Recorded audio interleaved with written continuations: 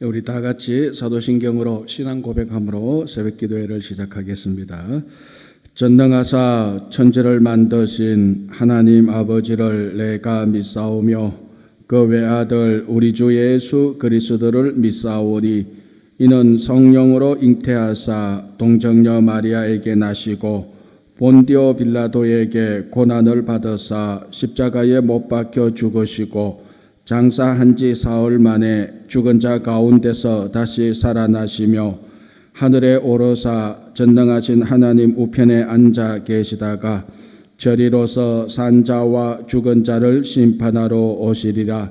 성령을 믿사오며 거룩한 공예와 성도가 서로 교통하는 것과 죄를 사하여 주시는 것과 몸이 다시 사는 것과 영원히 사는 것을 믿사옵나이다. 아멘. 353장 같이 찬송하겠습니다.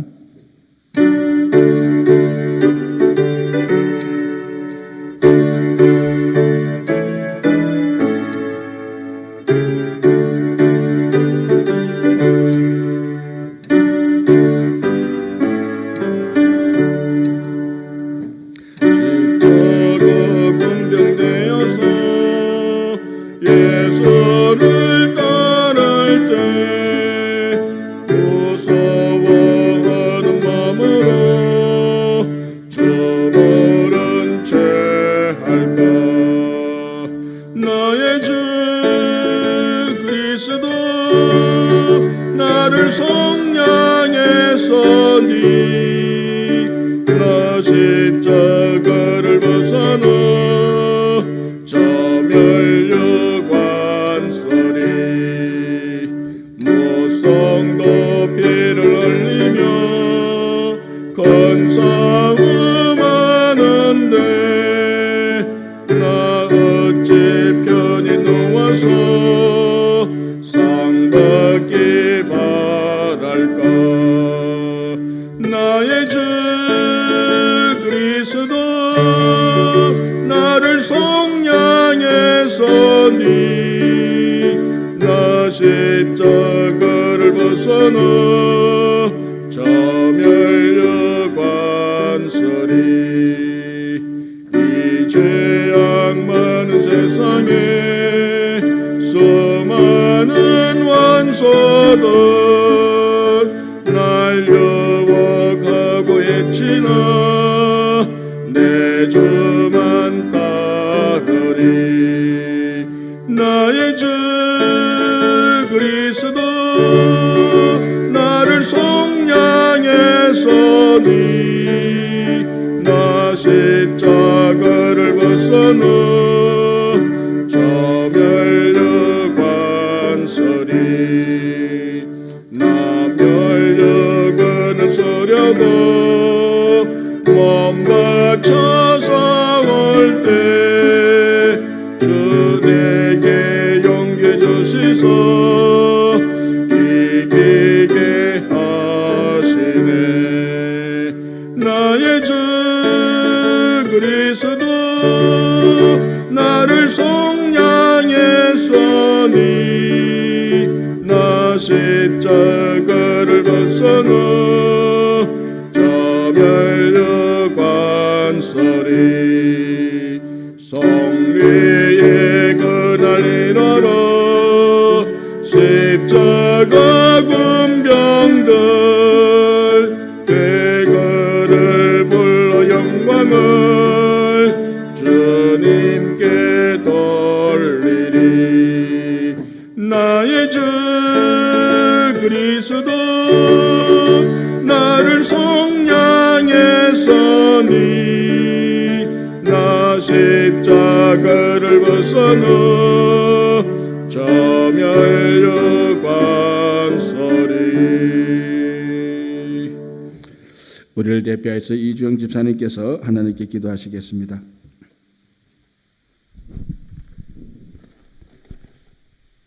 사랑과 은혜의 하나님 아버지, 오늘도 새날을 허락하여 주시고 호흡할 수 있는 생명을 주시니 감사드립니다.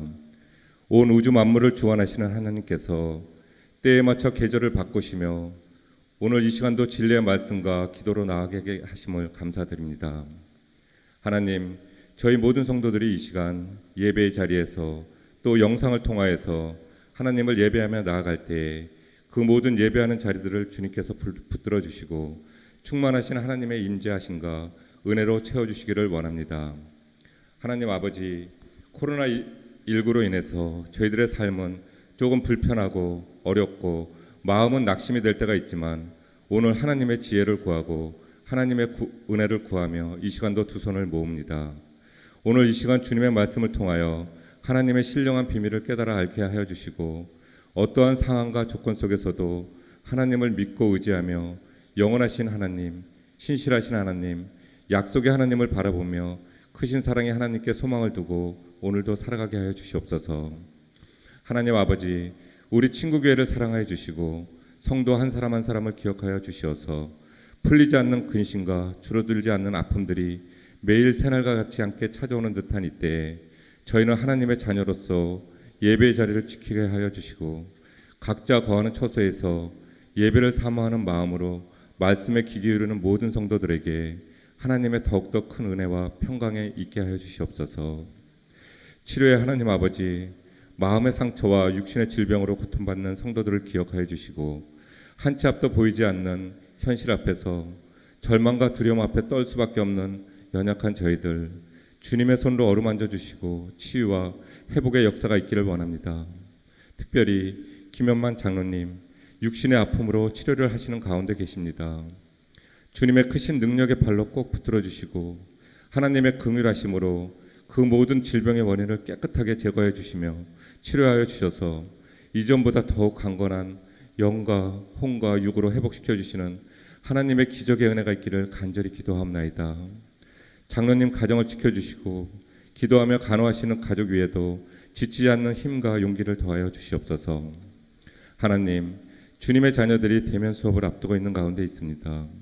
아직도 염려와 걱정으로 기도하는 모든 학부모들의 기도를 들어주시고 모든 학교의 환경과 여건을 주님께서 회복시켜 주셔서 주님의 자녀들이 공부하는데 조그마한 어려움도 없도록 지켜주시고 도와주시옵소서.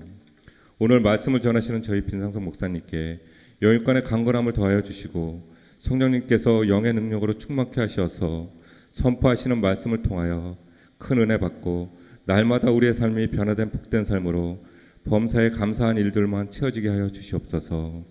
오늘 하루도 저희들의 생각과 발걸음을 주님 안에 인도함을 받기를 간절히 바라오며 생명의 근원이 되시는 예수 그리스도의 이름으로 기도하옵나이다. 아멘.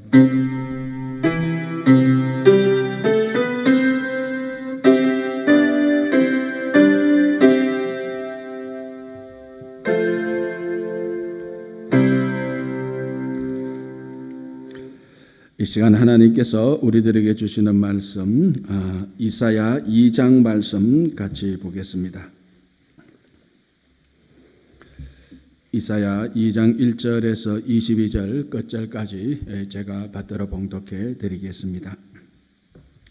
아모스의 아들 이사야가 받은 바 유다와 예루살렘에 관한 말씀이라. 말일에 여호와의 전에 산이 모든 산 꼭대기에 굳게 설 것이요 모든 작은 산 위에 뛰어나리니 만방이 그리로 모여들 것이라.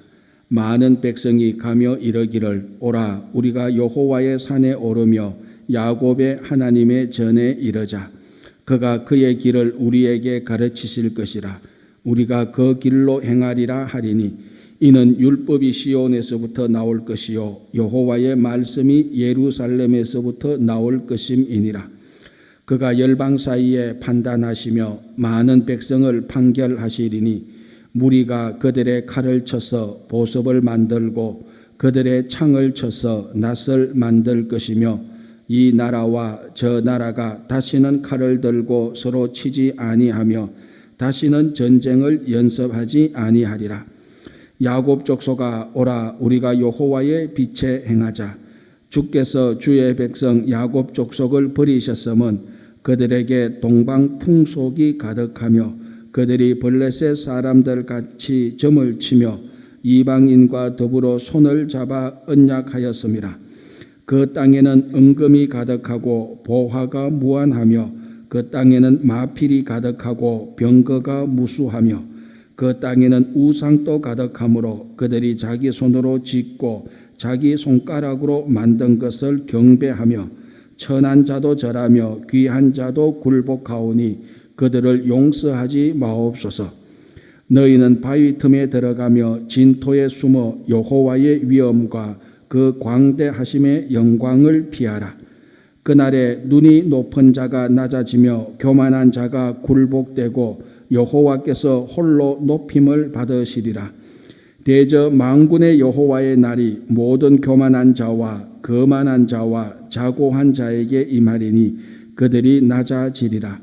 또 레바논의 높고 높은 모든 백향목과 바산의 모든 상수리 나무와 모든 높은 산과 모든 솟아오른 작은 언덕과 모든 높은 망대와 모든 견고한 성벽과 다시스의 모든 배와 모든 아름다운 조각물에 임하리니 그날에 자고한 자는 굴복되며 교만한 자는 낮아지고 여호와께서 홀로 높임을 받으실 것이며 우상들은 온전히 없어질 것이며 사람들이 암혈과 토굴로 들어가서 여호와께서 땅을 진동시키려고 일어나실 때에 그의 위엄과 그 광대하심의 영광을 피할 것이라. 사람이 자기를 위하여 경배하려고 만들었던 은우상과 금우상을 그날에 두더지와 박쥐에게 던지고 암혈과 험악한 바위 틈에 들어가서 여호와께서 땅을 진동시키려고 일어나실 때에 그의 위엄과 그 광대하심의 영광을 피하리라. 너희는 인생을 의지하지 말라. 그의 호흡은 코에 있나니 셈할 가치가 어디 있느냐. 아멘. 오늘도 재단에 귀한 예물 드리는 손길이 있습니다. 이주영 집사님 감사, 노선희 전도사님 감사, 조영구 장로님, 조수인 장로님 감사, 이진영 장로님, 이성자 근사님 1,000번째, 임종국 집사님, 신정혜 근사님 1,000번째, 빈예인 최연주 빈예진 1,000번째 예물이 있습니다. 먼저 기도하겠습니다. 주님 은혜를 감사드립니다.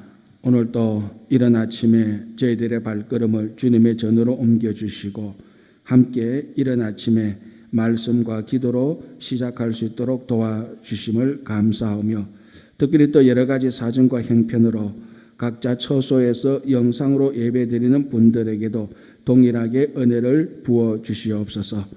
오늘 하루 주님의 은혜 가운데서 머물면서 내일 또 거룩하고 복된 주일을 잘 준비할 수 있도록 도와주시옵소서. 우리 모든 성도님들의 가정과 일터와 자녀들 위해 특별히 또 건강 위해 재정적인 일들 위해 주님께서 늘 함께하여 주시옵소서. 이 시간에 귀한 예물을 드리는 손길들 있습니다. 기억하여 주시되 100배, 1000배, 만배의 복으로 갚아 주시옵소서. 오늘도 이 아침에 우리가 올려드리는 기도를 다 들어주실 것을 믿으며 예수님 이름으로 기도하옵나이다. 아멘. 이사야 2장 말씀 보겠습니다. 자, 이사야 2장은 크게 보면은 1절에서 4절까지 내용이 구분 지어지고요. 그리고 5절부터 이제 22절까지 이렇게 두 부분으로 우리가 크게 나눌 수가 있습니다. 1절에서 4절까지는 어떤 내용인가 하면은 마지막에 있었게 될 그런 이상적인 하나님의 나라의 모습, 이 땅에서 이루어지는 예루살렘을 중심으로 이루어지는 하나님 나라의 모습을 이제 증거해 주고 있고 5절부터 22절까지는 1절부터 4절까지 이상적인 하나님의 나라가 이런 모습인 반면에 실제로 남유다의 모습을 볼 때는 이 하나님의 나라하고 정반대되는 이런 모습을 보여줍니다. 그래서 1장과 4절은 이상적인 하나님의 나라의 모습이고 5절부터 22절까지는 실제 현재 남유다의 모습을 비교 대조하면서 보여줍니다. 이 격차가 엄청나게 차이가 나는 거죠. 그래서 현재 남유다의 사람들은 1절에서 4절까지 나오는 이상적인 하나님 나라의 모습을 자꾸 닮아가도록 이제 그렇게 모델을 제시하고 있는 것입니다. 먼저 우리가 1절에서 4절까지 이제 보도록 하겠습니다. 자, 1절은 아모스의 아들 이사야가 받은 바 유다와 예루살렘에 관한 말씀이라. 자, 이 말씀이 누구를 위한 것인가? 유다와 예루살렘에 관한 말씀이다. 유다는 뭐냐? 예루살렘이냐 뭐냐? 크게 보면 같은 거죠. 유다의 수도가 예루살렘이니까, 그죠? 근데 이제 오늘은 특별히 또 그 예루살렘에 관하여서 이상적인 나라가 이루어지는 예루살렘에 관한 예언이 구체적으로 2절에서 4절까지 나타나는데요. 자, 2절을 제가 먼저 읽어드리겠습니다. 말이래. 뭡니까? 마지막 날에 이 말이죠, 그죠? 말이래 여호와의 전의 산이 모든 산 꼭대기 위에 굳게 설 것이요 모든 작은 산 위에 뛰어나리니 만방이 그리로 모여들 것이라. 여호와의 전의 산, 그러니까 여호와의 전이 있는 산, 시온산을 말하는 겁니다. 예루살렘을 말하는 거죠. 여러분, 예루살렘 이 시온산은 사실은 어떻게 보면 산으로 되어 있습니다. 가보면은 이게 예루살렘 전체가 다른 데보다 훨씬 더 높고, 예루살렘 성전은 또 주변에 이런 절벽들이 있는 주변에 양사방에 절벽들이 있는 여위에 예루살렘 성전을 지어놨습니다. 그러니까 여호와의 전의 산, 구체적으로 말하면 예루살렘 성전을 딱 지적할 수 있지만은 넓게 보면 예루살렘 전체를 말하는 것입니다. 자, 이 예루살렘이 모든 산보다 훨씬 더 높게 올라갈 것이라는 겁니다. 자, 뭐 예루살렘 시온성이 그 주변에 있는 모든 산보다 제일 높은 것은 아닙니다, 실제로. 그러나 이제 이상향으로 예루살렘이 제일 높은 곳으로 올라가야 그 밑에 작은 산들이 쳐다볼 수 있는 거죠. 쳐다볼 수 있고 제일 높은 산에 있는 시온산이 아래로 내다볼 수 있는 이런 관계 설정을 말하고 있는 것입니다. 그러니까 하나님의 산이 가장 높이 올라가고, 그리고 그 다음에 모든 산들이 그 밑에서 쳐다보게 되는 이렇게. 그래서 이제부터 이제 조금 이따 나오지만 그 높은 산에 시온산에서부터 율법과 말씀이 나오고, 그래서 낮은 산에 있는 모든 지역들, 사람들, 열방들, 이방 민족들이 그 말씀을 듣는 이런 이제 그 모습들을 보여주고 있는 것인데, 자, 모든 작은 산 위에 뛰어나리 마지막에 만방이 그리로 모여들 것이라. 그러니까 어떤 이미지인가 그 대략 나오죠. 높은 시온산이 있고 만방이 이쪽으로 그 높은 시온산을 보고 열방이 다 예루살렘으로 모여듭니다. 물론 현실적으로 말하면은 전 지구에 있는 모든 나라와 열방이 예루살렘 한 곳을 보고 다 모여들 수는 없죠. 그 비좁은 장소니까, 그죠? 그러나 이제 그림을 그리자면 이제 그렇다는 겁니다. 여기서 중요한 것은 열방들이, 모든 족속들이 예루살렘으로 모여든다는 겁니다. 다 모여든다는 겁니다. 그래서 우리가 구약 성경에서는 하나님께서 구약 성경에는 하나님이 이 역사를 어떻게 다스리는가 하면은 예루살렘을 중심에 세우고 모든 열방들이 예루살렘에 모이게 하는 겁니다. 그래서 여기 모여서 예루살렘에 모여서 이 열방들이 하나님이 어떤 분인가를 알게 되고, 우상을 섬기던 이방 민족들이 이 열방들이 예루살렘에 모여 가지고 하나님이 어떤 분인지 알고 배우고 자기들이 섬기던 우상을 버리고 말씀을 듣고 깨우치고 예배드리고 하는 그런 큰 그림입니다. 그러니까 어떻게 보면 주일날에 세상이 흩어져 있던 모든 성도들이 교회로 몰려드는 이런 거하고 마찬가지입니다. 그래서 예루살렘은 지구의 중심이 되는 겁니다. 지구의 중심이 된 예루살렘에서 열방이 모여드는. 그래서 이 예루살렘은 전 지구의 구심점이 되는 겁니다. 다 이렇게 끌어당길 수 있는 구심점. 그래서 너희들이 다 이리 와서 여호와의 말씀을 듣고 여호와를 경험하라. 그곳이 어디냐? 예루살렘이고 여기 살고 있는 사람들이 누군가? 남유다 사람이라는 것입니다. 자, 2절 보시기 바랍니다. 3절. 많은 백성이 가며 이르기를 오라 우리가 여호와의 산에 오르며, 다 모이는 거죠. 여호와의 산에 오르며 야곱의 하나님의 전에 이르자. 그가 그의 길을 우리에게 가르치실 것이라. 우리가 그 길로 행하리라 하리니 이는 율법이 시온에서부터 나올 것이요 여호와의 말씀이 예루살렘에서부터 나올 것임이니라. 그래서 구약에서는 하나님께서 어떻게 열방들에게 증거하느냐? 너희들 다 모여 예루살렘에 모여. 그래서 예루살렘에서 하나님을 경험하라는 겁니다. 자, 이렇게 하기 위하여서 하나님께서 이스라엘 민족들을 구별하여서 선택하셨습니다. 모든 열방들 가운데 요 일을 하려고. 그러면은 그 예루살렘 그 시온성에 시온산에 살고 있는 이스라엘 민족들은 세상 사람들 그 열방 민족들하고 사는 게 삶이 생각이 가치가 모든 것이 다 구별되어지고 달라야 되는 거죠. 그래야 열방들이 와서 보고 배울 거 아닙니까?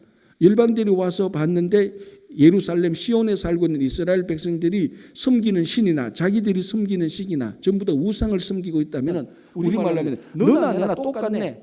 뭐 하려고 우리가 이까지 와서 당신들을 배워 이렇게 되는 거 아닙니까? 그래서 이스라엘 백성들은 세상과 구별하여서 시온에 살게 하고 세상 사람들이 열방 사람들이 와서 이스라엘 민족을 보니까 섬기는 신이 다르고 자기들의 삶이 다르고 자기들이 생각하는 삶의 목적이 다르니까 열방 민족들이 그걸 보고 배우라. 그래서 하나님을 경험하라. 그래서 이스라엘을 통하여서 하나님이 드러나도록 그래서 열방을 모으는 겁니다. 이렇게 우리가 하는 것을 보통 선교학에서는 구심적인 선교라고 이렇게 합니다. 구심점. 그러니까 예루살렘을 구심점으로 세상의 중심으로 세우고 여기에 이스라엘 백성들이 살고 열방들을 모이게 하는 겁니다. 그래서 열방들이 와서 하나님을 보고 경험하도록 이렇게 되어 있는 것인데 신약에 오면은 이 두 개가 같이 되는 거죠. 신약에 오면은 먼저 사람들이 예수님에게 와서 배우고 그 다음에 뭡니까? 핵심은 이제는 너희들이 세상에 나가서 복음을 전하라는 겁니다. 구약은 어떻습니까? 세상 사람들이 와서 보고 배워라는 겁니다. 그런데 신약에는 너희들이 이제 세상이 오는 게 아니고 너희들이 땅끝까지 가서 복음을 전해라는 것이 이게 완전히 달라지는 거죠. 그러니까 구약에서는 사람들을 막 모았습니다. 여기 와서 하나님을 배워. 이제는 신약에서는 너희들이 성령을 받고 땅끝까지 가라. 땅끝까지 가라. 그래서 우리가 신약의 선교 전도를 원심적인 선교라 이렇게 말합니다. 원심적 이렇게 퍼져나가는 것. 구약은 구심점. 그 전형적인 말씀이 바로 이사야 2장의 1절에서 2절에서 4절까지 나옵니다. 모든 열방들은 와서 배우라. 자, 그럼 오늘날은 뭔가 이 두 개가 같이 있는 거죠. 우리가 주일날 교회에서 함께 모이고 여기 와서 우리가 먼저 믿는 성도들이 하나님을 경험하고 은혜 받고 성령 받고 그리고 세상으로 다 흩어진 월화수목금도 세상으로 다 흩어집니다. 일터로 흩어지고 뭐 가정으로 흩어지고 다 흩어져서 이제 각각 흩어져서 한 사람 한 사람이 세상의 빛이 되는 겁니다. 구약은 쉽게 말하자면 구약은 예루살렘이 세상의 빛인데 신약은 성도들 흩어진 성도들 한 사람 한 사람이 세상의 빛이 되고 소금이 되는 겁니다. 그래서 예수님께서 12명의 제자를 3년간 불러서 실컷 훈련시키고 세상으로 다 가라고 말을 하는 겁니다. 오늘날 교회가 마찬가지예요. 이 교회도 주일날은 쉽게 말하자면 주일날은 성도들을 불러 모읍니다. 여기 우리가 함께 모여서 예배드리고 여기서 함께 하나님의 말씀을 듣고 이렇게 끝나는 게 아니고 그리고 너희들은 월화수목금도 세상으로 다 흩어져서 각자가 세상의 빛과 소금이 되는 것이 그 전형적인 모습이 이제 이렇게 나오는 거죠. 자, 4절 이렇게 되면 구약에서 모든 백성이 예루살렘에 모이면 그곳이 어떻게 될 것인가? 4절 그가 열방 사이에 판단하시며 많은 백성을 판결하시리니 그러니까 하나님께서 통치하시게 될 때 어떤 일이 일어나는가? 판결하시리니 무리가 그들의 칼을 쳐서 보석을 만들고 그들의 창을 쳐서 낫을 만들 것이며 이 나라와 저 나라가 다시는 칼을 들고 서로 치지 아니하며 다시는 전쟁을 연습하지 아니하리라. 이 이사야 2장 4절의 말씀이 인류 역사적으로 가장 평화를 말할 때 이제 우리가 전쟁을 거치자 이제 우리가 서로 싸우지 말자. 이런 서로 이야기를 하게 될 때 가장 많이 언급하는 말씀이 이겁니다. 자, 이제 우리는 더 이상 그리고 A 나라 B 나라가 계속해서 싸울 때, 야 이제 우리 평화를 체결하자라고 말할 때 많은 사람들이 하는 말이 이겁니다. 이제 우리는 더 이상 전쟁하지 말자. 우리가 가지고 있던 이 칼을 쳐서 보습, 쟁기를 만들어서 일을 하게 하고 창을 쳐서 낫을 만들어서 평화롭게 사람들이 일을 해서 그 하루에 열심히 일하고 저녁 때 와서는 저녁을 먹고 가족들과 함께 평화롭게 지내고 또 그 다음날 내려가서 또 그 다음날 아침에 일어나서 일터에 가서 일하고 돌아와서는 가족과 함께 평화롭게 지내는 그런 삶을 살자. 더 이상 칼과 창을 벗어버리고 쟁기와 그 낫을 들고 일을 하자. 평화롭게 살자. 그래서 전쟁 연습하지 말고 하루 종일 열심히 일하고 휴식과 평화를 누리는 그런 삶을 살자라고 말할 때 쓰는 말씀이 바로 2장 4절입니다. 그래서 칼을 쳐서 보습을 만들고 창을 쳐서 낫을 만들자. 다시는 전쟁 연습하지 말자. 이거죠. 오늘날의 말로 하면 뭡니까? 다시는 우리말로 하면 국방 예산을 없애고 복지 예산, 교육 예산으로 만들자는 겁니다. 그래서 국방 이 뭡니까? 그 전쟁할 이유가 없으니까. 그리고 이 원자력 가지고 원자 핵무기 만들지 말고 원자력으로 우리 일상적인 삶에 돌아가는 에너지로 사용하자. 이런 이야기하고 똑같은 것입니다. 이게 이 땅에서 이루어지는 하나님 나라의 모습이죠. 그러니까 너의 힘을 싸우는 데 쓰지 말고 사람을 세우는 데 써라. 우리 실제적인 삶과 우리 교회 공동체를 말하자면 이제 더 이상 입술을 열어서 다른 사람 욕하고 다른 사람 험담하는 거 그거 하지 말고 사람을 칭찬하고 그 사람을 올려주고 그런 말을 하자. 그거하고 똑같은 말이에요. 그래서 이게 거창하게 칼을 쳐서 보습을 만들고 낫을 쳐서 창을 쳐서 낫을 만들자. 우리 평화롭게 살자 이렇게 하는 겁니다. 이제 이것이 하나님 나라의 모습이죠. 예루살렘을 중심으로 많은 열방들이 모여서 서로 싸우던 열방들이 모여서 다 손에서 칼과 창을 내려놓고 낫사 그 쟁기와 낫을 들고 서로 열심히 일하는 그런 하나님 나라의 모습을 보여주고 우리가 이렇게 살아야 된다고 현실을 이제 보기 시작합니다. 그게 2장 5절부터 나타나는데 현실은 이거하고 같을까요? 다를까요? 같으면 보여주지 않죠. 완전히 다르게 되는 겁니다. 자, 이제 5절 보겠습니다. 먼저 5절 야곱 족속아 오라 우리가 여호와의 빛에 행하자. 먼저 이제 자기들이 이스라엘 백성들이 해야 될 것을 선포하는 겁니다. 그게 뭐 야곱 족속아 오라 우리가 여호와의 빛에 행하자. 이제 빛의 자식이 되자라는 거죠. 우리 그 로마서 13장에 보면 사도 바울이 그러지 않습니까? 이제 우리가 어둠의 일을 벗고 빛의 갑옷을 입자라고 했던 거하고 사실은 같은 말이에요. 왜냐하면 하나님 나라의 모습을 보니까 우리가 그 하나님 나라의 모습이 이루어지는 여호와의 빛에 거하자, 그에 행하자라고 말을 하는데 이제 실제적인 모습은 6절부터 나타납니다.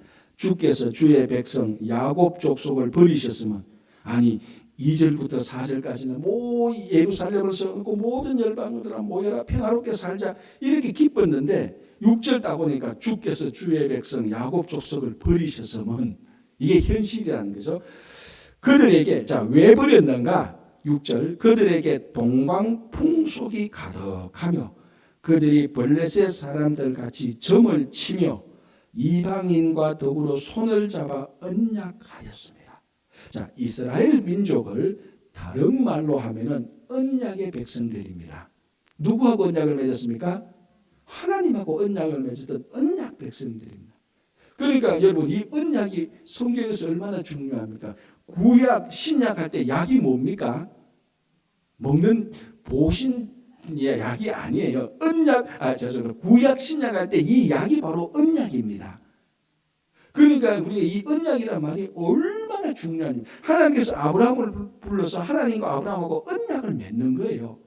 이 약속에 근거하여서 이 언약적인 차원에서 하나님의 역사하심을 보면은 하나님은 전부 다 아브라함과 맺었던 약속에 의하여서 하나님께서 이스라엘 백성들을 다루고 있습니다.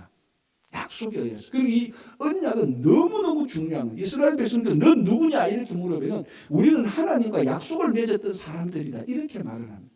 물론 이제 그 약속에 관한 내용들은 많죠. 약속에 관한 건 뭡니까? 우리가 하나님의 말씀을 지키고 하나님은 우리를 보호하고 이게 그러니까 핵심 그 언약의 내용이죠. 간단하게 말하면, 쉽게 말하자면 아브라함을 불러서 넌 하나님을 섬겨라. 내가 너의 민족을 하늘의 별처럼 만들어서 세상과 구별된 사람으로 만들겠다. 내가 너와 너 그 자손을 보호하고 복을 주겠다. 이게 언약이잖아요.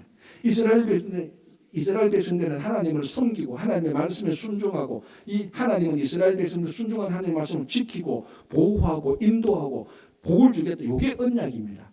요거에 따라서 구약 성경은 다 흘러가는 거예요. 이 하나님과 언약을 맺었던 이스라엘 백성들은 자기들의 정체성입니다. 그런데 오늘 6절에 뭐라고 말합니까? 6절 끝에 이방인과 더불어 손을 잡아 언약을 해버렸다. 한마디로 말하자면 배신했다는 겁니다. 너 내하고 약속해, 너 내하고 같은 편 먹기로 해놔놓고, 딱 그 다음날 보니까 내하고 같은 편이 아니고 저 친구하고 같은 편이 되어 있는 거예요. 어릴 때 제가 이 구슬치기 하면서 엄청난 배신을 당했던 적이 있어요. 그 동네 가면은 이 구슬치기 할 때 너하고 내하고 그 편 먹는 게 있어요. 그럼 어떻게 되는가 하면 너가 가져온 구슬 다 가지고 내가 가져온 구슬 다 가지고 구슬 하나 합칩니다. 이 가만히 보니까 그 어린애들 그 구슬치기에도 엄청난 신학적인 내용이 들어가 있는 거예요. 지금은 너하고 나하고 편 먹자. 그리고 너 구슬 몇 개냐? 50개. 난 70개. 뭐 50개나 70개 같이 편 먹고 같이 섞어요, 구슬을. 그래서 이제 그 구슬치기 하러 갈 때 내 편 먹은 애가 구슬치기 하러 갈 때 가서 도와주는 거예요. 또 우리 편이니까. 그게 거대한 그 동네의 이 기업 카르텔을 형성하는 거예요. 가만히 보면은 다 그거예요, 사실은. 그죠? 그런데 내 동네 친구들하고 구슬치기 하고 편을 먹고 구슬을 섞고 났는데 한 며칠 지니까 얘가 배신한 거야. 다른 애하고 편을 먹어서 내 구슬이 자꾸 새. 나는 밖에 나서 구슬을 많이 따서 계속 넣었는데 어느 날 보니까 내가 이번 주에 구슬 한 50개 따지 싶은데 보니까 50개가 없어. 나중에 알고 보니까 요 녀석이 다른 애하고 편먹을 구슬을 자꾸 가져가는 거야. 이게 조직을 배신하는 거예요. 또 다 똑같은 거예요. 사실은. 그죠? 가만히 보면 다 똑같은 거예요. 이게 이스라엘 민족이 지금 그렇게 한 거예요. 하나님하고 언약을 맺어놔놓고 가만히 보니까 이방인하고 언약을 맺어버린 거예요. 하나님이 어떡합니까? 그러면 나 너희들을 심판하겠다. 왜? 언약에 근거하여서. 언약, 지금 그런 내용들입니다. 그래서 이 언약은 이스라엘 백성들에게서 언약은 엄청나게 중요한 거예요. 넌 누구냐면 우리는 하나님과 약속 맺었던 사람이야. 그러면 약속대로 살아가야 되고 하나님은 약속대로 살아가는 이스라엘 백성들을 책임지는 겁니다. 그게 이스라엘 언약 백성인데 여기서 보니까 이방인과 언약을 맺고 어떻게 합니까? 점치고 이방 사람들이 살고 있는 그 풍속 그대로 살아가고 있는 거예요. 이거는 멸망할 수밖에 없죠. 그죠? 자, 7절. 그 땅에는 은금이 가득하고 보화가 무한하며 물질이 많습니다. 이 말의 의미는 물질주의적으로 퇴폐했다는 말입니다. 그러니까 그 물질이 삶의 가치의 중심이 되고 있다는 말이죠. 자, 그리고 7절 중간에 그 땅에는 마필이 가득하고 병거가 무수하며, 이게 뭡니까? 전쟁 무기가 많다는 거죠. 병마가 많고 마필이 있다. 자, 마필이 많다는 것은 우리나라에 전쟁 무기가 많다는 건데, 아까 2장 2절에서 4절까지 마지막에 뭡니까? 칼을 쳐서 보석을 만들고 창을 쳐서 낫을 만들자. 그러니까 너도 나도 모든 사람에게 전쟁 무기를 없애자는 것이, 없어지는 것이 이상향의 하나님 나라입니다. 그런데 지금 이스라엘 그 남유다는 뭡니까? 전쟁 무기를 계속해서 비축하는 겁니다. 계속해서 평화를 위해서 비축하는 게 아니고 다른 나라를 침략하기 위한. 그러니까 이 하나님 나라 모습하고 지금 완전 반대죠. 하나님 나라의 모습은 칼과 창이 없어야 되는데 지금 남유다는 칼과 창을, 말을, 병거를 계속해서 비축하는 겁니다. 그러니까 교육, 복지에 예산 안 쓰고 국방비만 계속 쓰는 겁니다. 이게 좋은 나라가 아닌 거죠. 현실이 그렇다는 거예요. 자, 그리고 결정적으로 8절. 그 땅에는 우상도 가득하므로 그들이 자기 손으로 짓고 자기 손가락으로 만든 것을 경배하며.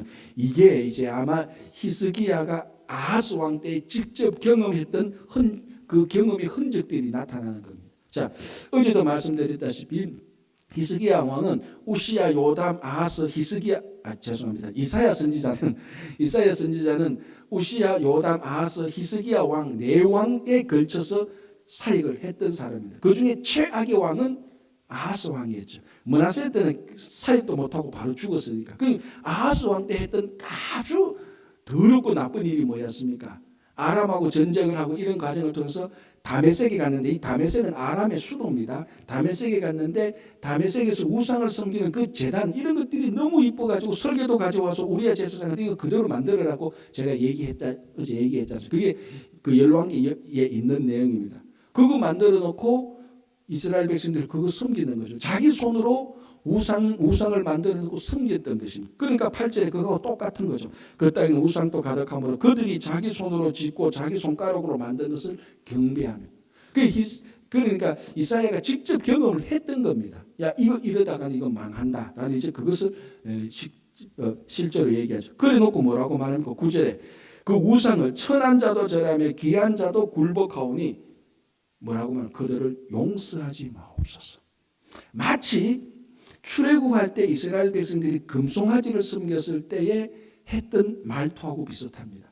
그들을 용서하지 마십시오. 그들이 기도를 해도 듣지 마십시오. 이런 말이 나올 때는 굉장히 그 우상이 지독하게 심했다는 것이고 하나님의 진노가 컸다는 말이에요.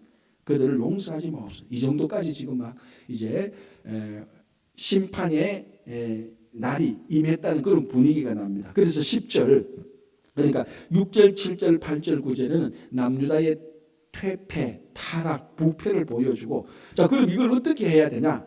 10절에 너희는 바위 틈에 들어가며 진토에 숨어 여호와의 위엄과 그 광대하심의 영광을 피하라. 이게 뭡니까? 심판 때에는 하나님의 영광이 나타나는 겁니다. 그죠? 그래서 하나님의 자녀들은 그 영광을 경험하고 영광을 즐거워하는데, 어둠의 세력들은 하나님의 영광이 나타날 때 자기들은 어떤 날입니까? 심판받는 날이고 징계받는 날이죠.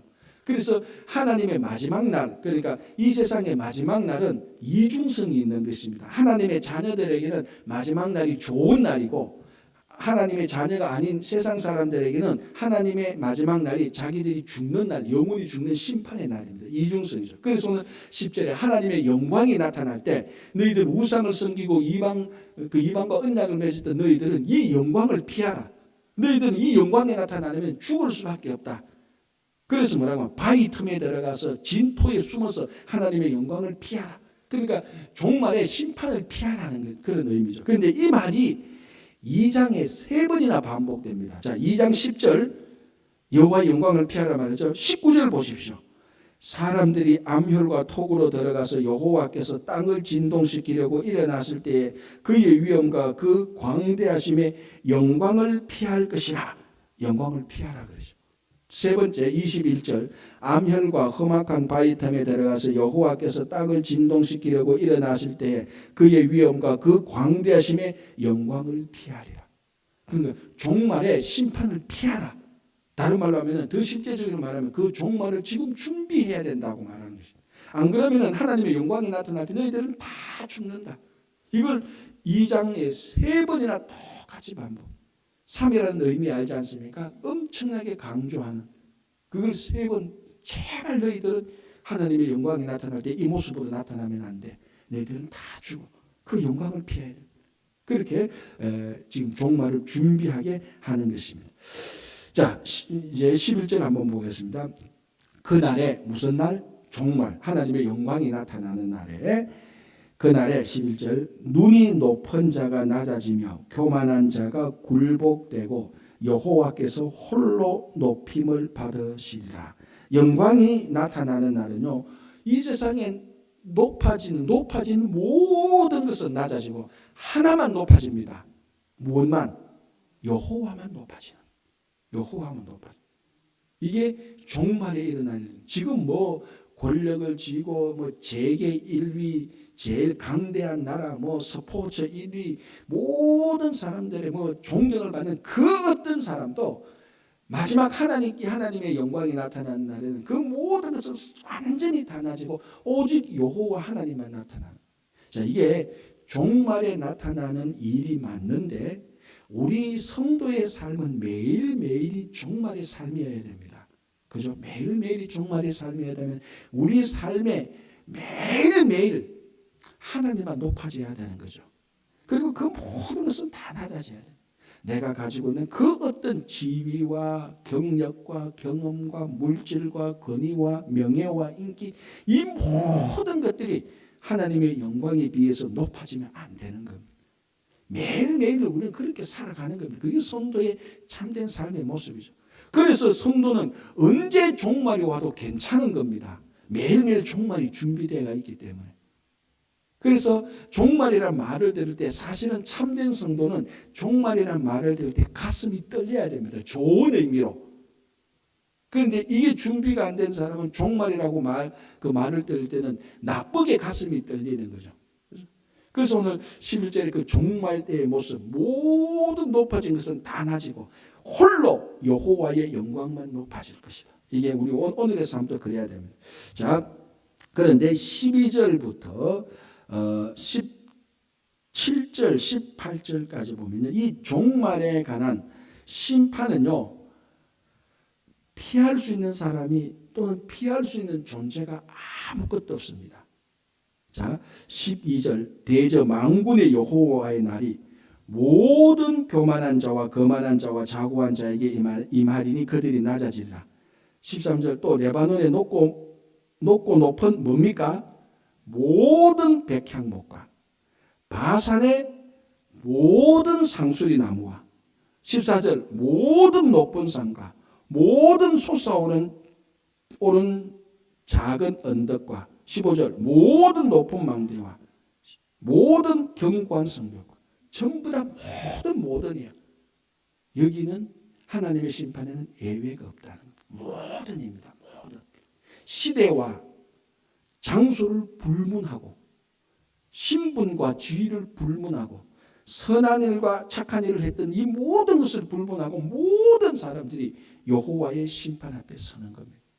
나는 괜찮겠지라는 게 하나도 없습니다. 그렇죠? 자, 이제 20절 한번 보겠습니다. 이 우상 숭배의 본질을 20절이 말해주고 있습니다. 이렇게 말합니다. 사람이 자기를 위하여 경배하려고 만들었던 은우상과 금우상을 그날에 두더지와 박쥐에게 던지고 우상. 자, 그런데 이 이사야 선지자가 우상 숭배에 대한 가장 분명하고 정확한 통찰을 말하고 있습니다. 뭐라고 말합니까? 자기를 위하여 경배하려고 만들었던 은우상과 금우상이라고 말합니다. 요 구절. 우리가 그냥 읽고 넘어가는데 여기에 우상 숭배에 대한 본질이 들어가 있습니다. 우상 숭배는 그 신 자체를 경배하기 위하여서 섬기는 것은 하나도 없습니다. 누구를 위한 것입니까? 우상을 섬기는 것은 자기를 위한 것. 우리가 우상을 숭배하지 않고 하나님을 섬기는 건 누굽니까? 하나님 자신, 하나님 그 자체를 위해서 섬기는 것. 그러니까 우상 숭배와 여호와를 섬기는 것에 본질적인 차이가 여기 있습니다. 목적의 차이가 여기 있죠. 우상 숭배는 뭡니까? 내 이익을 위해서 우상을 섬기는 겁니다. 내 이익이 우선이에요. 우상보다는. 그래서 제가 가끔 제가 이런 말을 하지 않습니까? 내가 A라는 신을 섬겼는데 A라는 신을 섬기고 난 다음에 내 비즈니스가 잘 안 돼. 에이, 치워. 내가 뭐하라고 내가 뭐하라고 A 신을 섬겨? B 신을 섬기지. 치워. 그리고 B 신을 섬겨보는데 좀 잘 돼. 나 계속 섬기겠어. 그런데 또 한참 가다가 또 안 돼. 또 바꿔. 왜? 자기를 위한 것이기 때문에 우상 숭배는 자기를 위한 것이기 때문에 신을 마음대로 갈아치웁니다. 그리고 그 신을 자기가 또 만들어요. 이게 우상 숭배입니다. 그래서 오늘 자기를 위하여 경배하려고 만들었던 은우상과 금우상이 마지막 날이 되면은 진짜 신 여호와 하나님이 나타나는 그 모든 것은 두더지와 박쥐에게, 그러니까 미천한 존재에게, 비천한 존재에게 던져버린다는 거예요. 그래도 괜찮은 거예요. 왜? 우상은 진짜 신이 아니니까. 여기에서 이제 우리가 여호와를 경외하는 것과 본질적으로 다른 거죠. 우리는 여호와를 경외하다가 고난을 당해도 우리가 섬기는 신을 바꿉니까? 안 바꿉니까? 갑자기 자신이 없죠. 갑자기 하나님 섬기는 내가 고난을 당해. 나도 바꿔봐.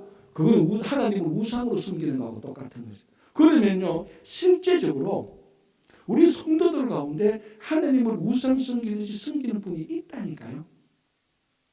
그리고 우리 마음속에도 그런 요소들이 남아 있습니다. 그렇지 않나요? 내가 하나님 잘 섬기는데 요즘 왜 일이 안 풀려? 하나님 뭐 하시나? 부처 쪽으로 한번 당겨볼까? 그건 안 돼. 우리가 그렇게 하는 사람들 하나님 섬겨야지. 그때에 그런 요소들이 살살살살 일어나는 거죠. 그러니까 참된 신을 섬길 때는 참된 하나님을 섬기다가 내가 고난을 당해도 이 고난 속에 하나님의 뜻이 있을 거야. 이 고난이 지나고 나면 내가 하나님을 더 많이 알고 이 고난을 통해서 하나님께 영광이 돌아갈게. 이게 여호와를 섬기는 사람이죠. 여러분, 우상 섬기는 사람이 우상 섬기다가 고난 받는데 그 우상 끝까지 섬깁니까? 그게 미친 사람이 우상 갈아치우면 되는데. 그러니까 여호와를 하나님을 섬기는 사람은, 예수 그리스도를 나의 구주로 섬기는 사람은, 예수 그리스도 섬기다가 고난 받으면은요, 우리는 진짜 참된 신은 고난 받으면 사도 바울 베드로가 뭐라고, 너희 고난 중에 오히려 기뻐하라 그러잖아요. 우상 섬기는 사람은 고난 중에 기뻐하지 않죠. 고난 중에 화를 내고 신을 갈아치우지만 우리는 고난 중에 기뻐합니다. 왜? 그 고난을 통해서 참된 하나님을 더 많이 알고 하나님의 모습을 닮아가고 하나님의 형상이 생기기 때문에 그런 거예요. 그러니까 우리 속에 구석구석에 우리가 하나님을 우상을 섬기던 그런 요소들이 우리 안에 있습니다. 나를 위해서 섬기는. 그래서 오늘 이 20절에 자기를 위하여 경배하려고 만들었던 은우상과 금우상, 이게 우상의 본질. 우리는 여호와 하나님을 위해서 섬기는 겁니다. 여호와 하나님. 그래서 우리 삶의 본질은 여호와 하나님의 영광이 나타나는 것을 즐거워하고 우리가 그 영광에 참여하는 거예요. 그렇죠? 자, 마지막 22절을 보겠습니다. 21절은 봤고요. 그래서 뭐라고 말하니까 너희는 인생을 의지하지 말라. 그의 호흡은 코에 있나니 새말 가치가 어디 있느냐. 마치 잠언이나 전도서에 나오는 지혜의 말씀 거죠. 우리가 앞에서 이미 봤는데 이런 투자네요, 그죠? 잠언이나 전도서의 지혜가, 야, 인생을 의지하지 말라. 그의 호흡은 코에 있으니 다 헛되고 헛되도 다 그만하고 같은 거예요. 있어요. 자, 인생을 의지하지 말라. 이거는 다시 말씀드리자면은 이사야 선지자가 경험했던 거죠. 아하스 왕 때. 어제 얘기했던 것은 북이스라엘과 아람이 연합해서 남유다를 쳐들어올 때 아하스는 누구를 의지했습니까? 아수르를 의지했죠. 하나님을 의지하지 않고. 그래서 아수르한테 도움을 요청하고 그 아수르한테 도움을 요청하고 난 다음에 또 다시 아수르한테 배신당해 아수르한테 또 조공 다 바치게 돼. 인생을 의지하지 말는 것을 히스기야가 자기 삶을 통하여서 실제로 경험을 한 겁니다. 그거 다 헛것이다. 인생을 의지하지 말라. 그러니까 여호와 하나님을 의지하라는 거하고 같은 말입니다. 인생을 의지하지 말라. 결국 우리가 우상을 섬기는 사람은요, 인생을 의지하고 자기들이 이 섬기는 신을 마음대로 바꾸고, 여호와 하나님을 섬기는 사람은 어렵고 힘들 때라도 다른 데 가서 다른 것을 의지 않고 그 안에서 참고 견디며 믿음을 가지고 영광 중에 소망을 보는 사람들입니다. 그게 여호와 하나님을 섬기는, 예수 그리스도 안에 머무는 사람. 그래서 오늘 또 우리가 이 이사야 선지자를 통한 하나님의 말씀을 보면서 인생을 의지하지 말고, 혹시나 우리 가운데 우상을 섬기는 요소들이 있으면 오늘부터 그거 다 제거하고 우리는 우상을 섬기는, 하나님을 우상 섬기듯이 섬기는 것이 아니고 진짜 하나님을 하나님 되게 섬기는 그런 여러분들 되시기를 간절히 바랍니다. 기도하겠습니다. 하나님 아버지 감사합니다. 오늘 토요일입니다. 이번 주 월요일부터 어제 금요일까지 지켜주셨고 오늘 또 하루도 지켜주실 것을 믿습니다. 오늘 하루는 내일 또 거룩하고 복된 주일을 잘 준비하여서 우리 성도들이 아버지 하나님 주의 몸된 교회에 또 모여서 예배드리고 하나님의 영광을 경험을 준비하는 오늘 하루가 되게 하여 주시고, 오늘 하루도 하나님께 영광 돌며 살도록 인도해 주시고, 주님 또 저희들의 마음의 소원이 있습니다. 우리 김영만 장로님 주님께서 고쳐주시고 치유하는 강성을 비추어 주셔서 이번 기적을 통하여서 우리 온 성도들이 하나님의 영광에 동참하고 경험하도록 도와주시옵소서. 우리 자녀들, 가정, 일터, 건강, 재정의 이 모든 일들 하나님 살펴주시고 하나님의 영광 가운데서 모든 것을 합력하여서 선을 이루어 주시고, 우리들 또한 그 하나님을 믿고 의지하며 인내하며 끝까지 따라갈 수 있도록 도와주시옵소서. 예수님 이름으로 기도합니다. 아멘. 자, 이렇게 기도하시고 돌아가시기 바랍니다.